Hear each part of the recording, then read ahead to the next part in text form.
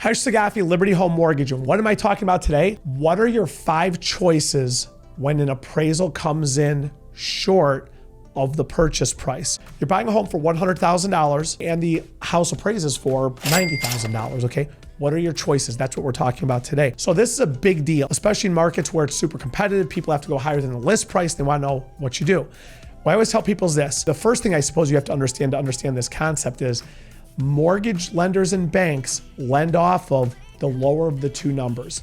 Let's pretend I was doing a VA loan. It's easy to picture. I'm going 100% finance, okay?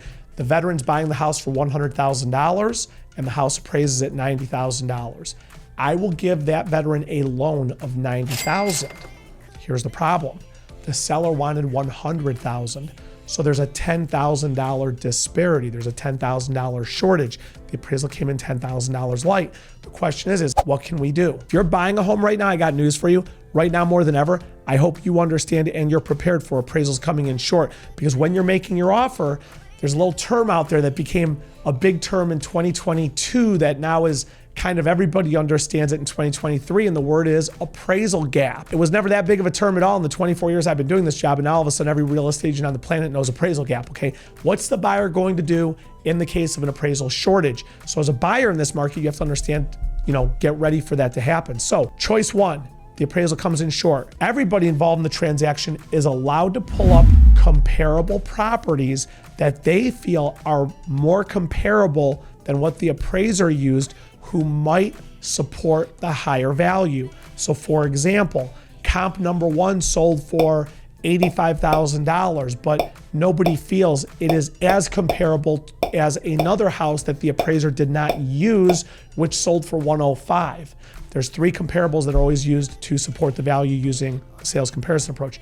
The first thing everybody could do, this is choice 1, you can argue the appraisal, argue, debate, whatever word you want to use. Ultimately, put the comparables together. You send those to the lender sends them off to the appraisal management company, the appraiser, and the appraiser looks at those. So choice 1 is you can argue and fight the appraiser on the comparables.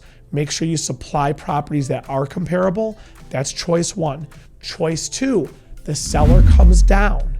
The seller comes down from $100,000 down to $90,000. So the seller basically eats $10,000 and says, I'll come down. That's choice 2, okay? That's a hard one because a lot of sellers, like anybody, doesn't want to come down $10,000. It's a big deal, it's a big cut, okay? But choice 2 is seller comes down. Choice 3 is that the buyer covers the difference. The purchase price is $100,000. The appraised value is $90,000. There's a $10,000 shortage. Choice 3, the buyer brings that $10,000 shortage to the table. Now keep this in mind. Let's pretend we're doing a 5% down conventional loan. 5% of the purchase price or appraised value, the lesser of the 2. House appraises at 90. The buyer still has to come up with 5% of $90,000. That's $4,500. So the buyer is not only coming up with the shortage of $10,000, they're coming up with the normal down payment, which was 5%, $4,500.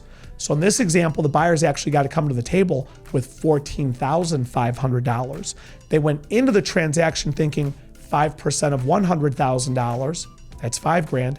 Now, all of a sudden, halfway through the transaction, it's like, holy cow, we got to come up with $14,500, okay? Choice 3 is the buyer covers the difference. Choice 4 is you meet somewhere in the middle. The seller says, look, I'll come down $6,000. The buyer comes up with $4,000. There's a $10,000 shortage. The seller comes down, the buyer comes up. They meet somewhere in there. The seller comes down $2,000, the buyer goes up $8,000. The seller comes down $9,000, the buyer comes up with $1,000. Some combination to cover the $10,000 shortage. That's choice 4, okay? Choice 5 is everyone complains and hates the appraiser's guts. They tell the lender that they don't know what they're doing. They swear and scream, and I'm turning you into the state, which actually I've had people say that stuff, that I'm reporting this appraiser to the state to turn them in for their license, because God knows coming in quote unquote short is just a horrible, horrific thing to do. So choice 5 is all bets are off. Cancel the transaction, the deal dies, takes a big nosedive into the dirt, everybody walks away. That's the end of that one. The seller relists the house on the market and you go from there. So choice 5 is the whole deal is dead, kills everything. And yes, that does happen. Let's rerun through your 5 choices. Choice number 1, argue the appraisal. Choice number 2, seller comes down.